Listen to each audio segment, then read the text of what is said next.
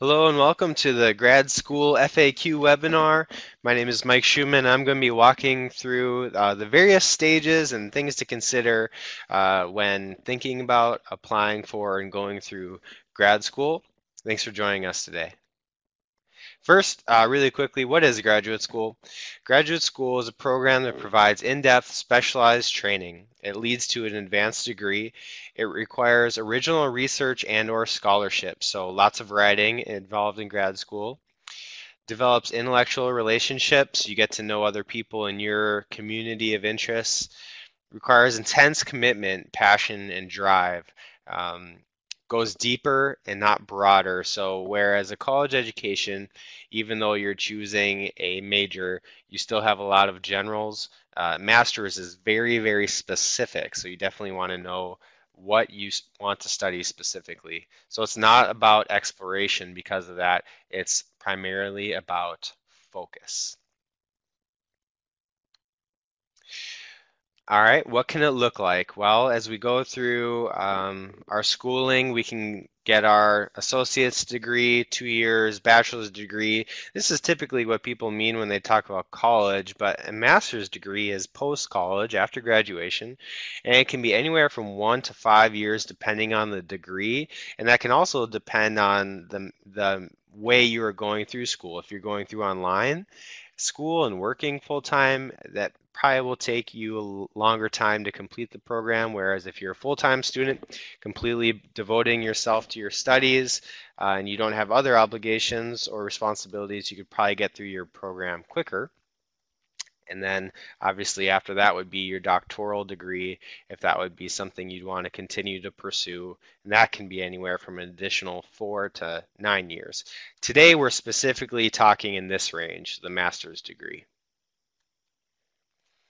There are lots of different degrees, but basically two different types, professional versus academic. So professional degrees, they're designed for employment or advancement within a given field. They stress the application of knowledge and skills. So they very much tend to relate to employment. Many people, when they've been employed in a company for a certain amount of time and they want to move up the ladder, they'll go through grad school in order to get that next promotion. Some people choose grad school as a way to change careers and become qualified to do something different than what they had been doing before.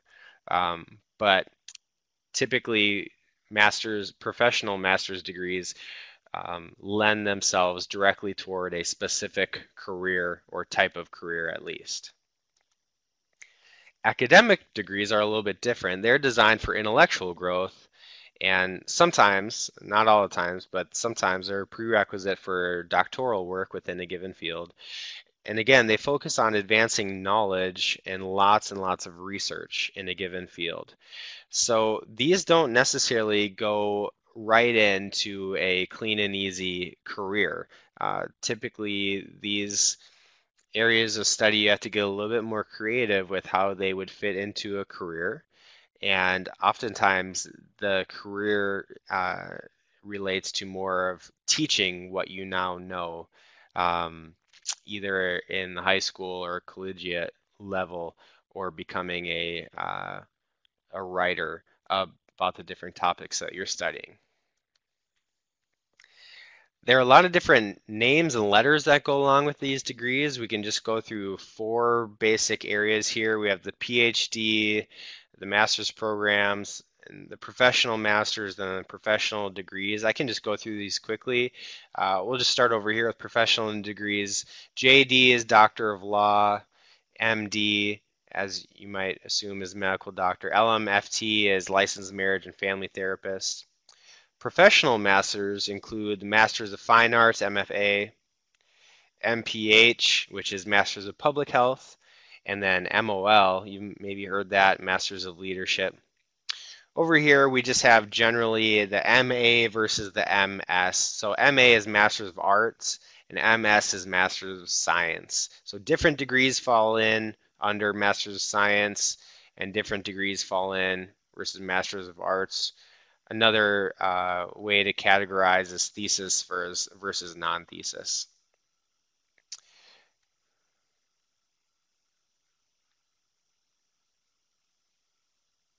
All right, so why grad school? There are many different reasons for wanting to go to grad school, some very legitimate, some maybe we want to try to dig a little deeper, but one would just be simply to attain your personal goals. So if that's a moving up in your company or just simply getting more knowledge, just a personal goal of yours.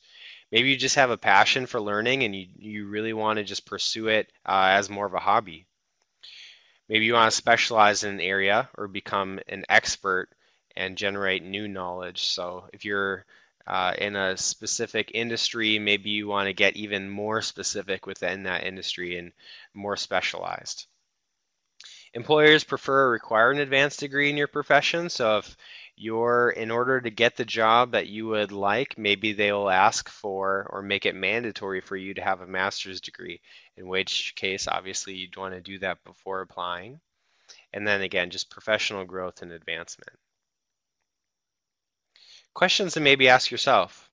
What are my short and long-term goals? Masters can take a while to complete and they can require a lot of financial burden. So we really want to ask, is it worth it in the long term? So thinking many, many years down the road. Will an advanced degree even help? Maybe you don't need an advanced degree. Maybe you need other things like work experience or developing other sorts of skills that don't necessarily require a degree. This is a big one. Am I choosing graduate school because I feel like there are no other options? Many people graduate from college and they really kind of regret what they chose for a major. They feel like they made a mistake or they appreciate their major, but they just can't find jobs. And then they just think, well, I have to do something, so I'll just start grad school. I'd really caution you against that just because, again, it takes a long time to complete, many hours devoted to your master's and a lot of funding devoted to it. So you really want to make sure you're going there for a specific reason. You're really motivated to not only start the program, but to complete it. Do you have the necessary qualifications? So is your current schooling, what you already have, is that good enough to be able to get you into the program? Or do you perhaps need some more practice with research or writing? Are you willing to invest the time, effort, and expense required for grad school? That kind of goes along with this question as well. It's something you'd really want to consider. One great way to find out the answer to that question might be to ask some students who are currently in the program, ask what the workload is like, ask how it impacts their family or their jobs or whatever else they have, church responsibilities, and then from there maybe you consider if it's right for you. So what are the reasons to enter grad school immediately? So right out of college, you just graduated and you want to go right back into school. Well, for one thing, you're accustomed to being a student. You have momentum. You know how to study, you know how to set time aside, you know how to research, you're current with technology, everything like that. And you know you want to get your grad school completed at some point, so now is as good as time as ever. Again, along with that, your study skills are sharp and you don't have a lot of obligations. Maybe you're not married yet, maybe you don't have children yet, maybe you don't have roots put down in any certain location, maybe your debt is lower. Those might be some good reasons to go ahead and jump in. And then again, if you know a specific occupation requires an advanced degree, even if it's kind of an entry-level position, they still require that advanced degree. You might want to go ahead and get it right away. But on the other hand, there's reasons for taking time off. One is you can better know your career goals by working in the field for a few years. You don't want to get halfway through your grad program and realize I'd rather be studying this at a different university or studying at the same university but a different type of program. So taking some time in your actual in the actual work world can help you kind of find specifically what you want to do or change what you want to do or confirm that yes, this is indeed what I want to do. Some graduate schools even require that. A lot of business graduate programs, MBAs require or at least encourage you to get some work experiences. Some employers will pay for some of your grad schools. This is becoming more and more rare just because people are spending less and less time in their career job. They're moving from company to company more, so companies feel less of a desire to fund grad school for a person. So this might be a possibility for you, but this is becoming more and more rare. One of the big things is you can gain financial footing. So if you work for a couple years, maybe knock down some of that debt, or maybe put some money in the bank, that'll allow your grad school, whenever you choose to enter it, to be a more of a peaceful experience, maybe easier on your family, and allow you to maybe work a little less during that time and study more. So it might be a good investment of your time. You can also improve your chances for acceptance. This is especially true for people pursuing medical doctorates. Very challenging field to get into. You can take a couple years off and get some more work experience, some more internships, some more research experience that can help you get into your program easier. And also, you just might appreciate it more if you work first. If you experience 40, 50, 60-hour work weeks, going back into school might really feel good to you, and you might not appreciate it as much if you just jumped into school right away.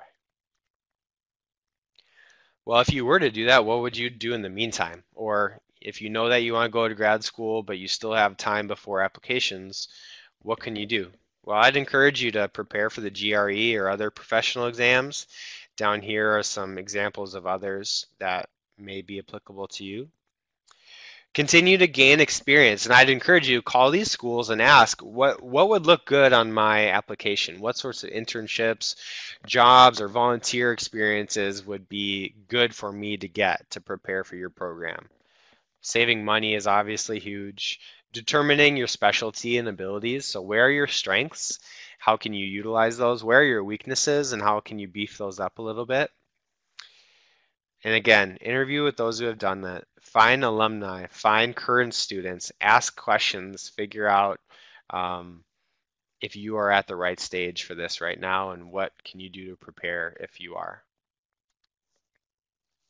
There are a lot of different ways to pick a program.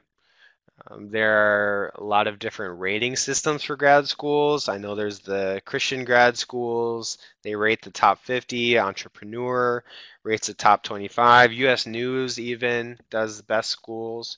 It'd be a good idea to select from a variety of uh, these types of assessments to find out where your school is, get more of a unbiased approach to it. But there are a lot of different schools, a lot of different programs for you to choose from.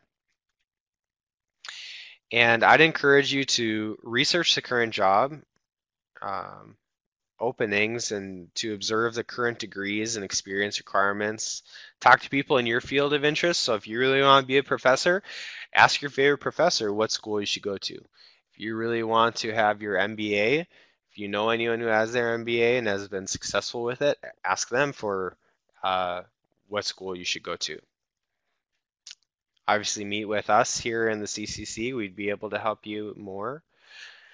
Find out what your chances of success are. So you might want to go to Harvard. You'd want to consider, can I actually make it in here? God willing, you can. Uh, but if it looks unlikely, you can still apply, but maybe find some other schools that you think could be backups if you don't get in. And again, considering if you do even get into a high level program such as that, are you going to be able to be committed to finishing it? Because starting grad school is not that impressive if you don't complete it. And when you're thinking about different programs, there are on-site programs, so you're at the school, you're living on campus, just like undergrad. There's full online, so you're doing it all from maybe your home or an apartment or a coffee shop. There's also the blended option, a little bit of both. This is becoming more and more popular. Think about the format that helps you in your stage of life and your learning style, how that it would impact your family or other other things that you've committed to in your life. Also realize that these things can be switched around. You might start online and you might do a full year on site, or vice versa. So these can be switched around, but that's something to consider.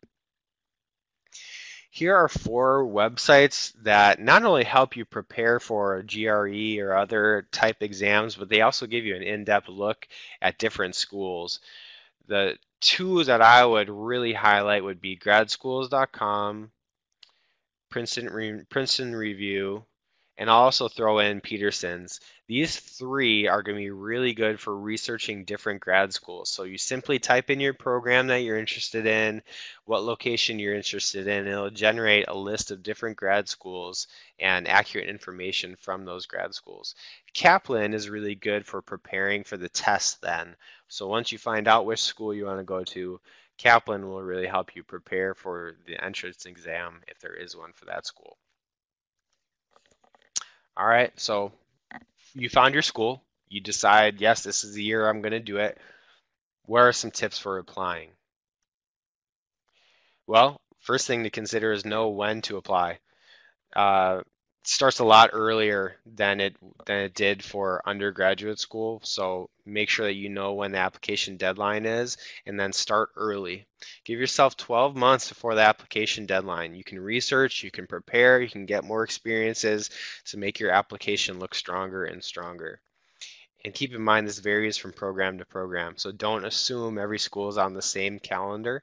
So make sure that you research the specific schools you're interested in. So how do you do that? We look at the school's website, talk to their admissions counselors, um, and then keep in mind these are usually the different areas of the application. So the application itself, college transcripts, GRE or other standardized test scores. Letters of recommendation, this is very big. If you can be talking now to your professors or managers if you're currently working, or people in your church, be lining up who can serve as recommendations. And this is not just simply something you fill in with. These recommendations are very important, and you want to make sure that these people know you well and would give you a really high recommendation. Your personal statement, this is typically a one-page introduction as to why you want to be at that program and what your career goals are. We'll be introducing a webinar specifically on that shortly in the next few weeks here, and then also your resume. And we already have our webinar available for that. All right, so there's different entrance exams, like I mentioned on that Kaplan site, mentioned 2 slides prior to this one. You'll be able to find out which of these you'll have to take. Many schools don't have entrance exams at all, so you might be able to skip this altogether, but you do want to make sure that if there is one, you're studying for it. Practice exams can be found on these websites as well. Again, we have our Kaplan, CapTest, Princeton Review is on here again, and then ETS and Varsity Tutors.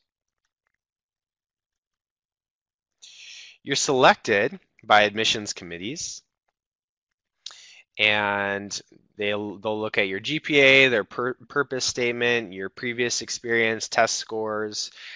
Different colleges rate these differently and weight these differently. Different individuals within those colleges will weight these differently. Basically, you just want to try to do well on all of them. And then think about, will that school be glad to claim you? So when you graduate, are you going to talk highly about that school? When you graduate, are you going to get into a career? And people are going to look highly upon you and ask, what school did you go to? So you want to think about if you're going to be able to contribute positively. There are 2 different ways to do admissions. Most schools do a rolling basis, just for a heads up, but you could always contact the admissions department at the school of interest and ask them how they do theirs. And if you don't get in, this is a possibility. Think about applying earlier next year. Think about trying more schools. You could visit the school and allow them to meet you face to face. You can go to summer school and take another class to help kind of improve your application. Volunteering and internship experiences are very big. Every admissions counselor I've talked to for PhD programs say that they highly recommend volunteer and internship. Get in work in a real world job in a targeted field that'll help you get that experience. An intermediate degree, maybe a certificate, something like that could help. Um, and then just continue to try and try again, and show that perseverance and interest in the program.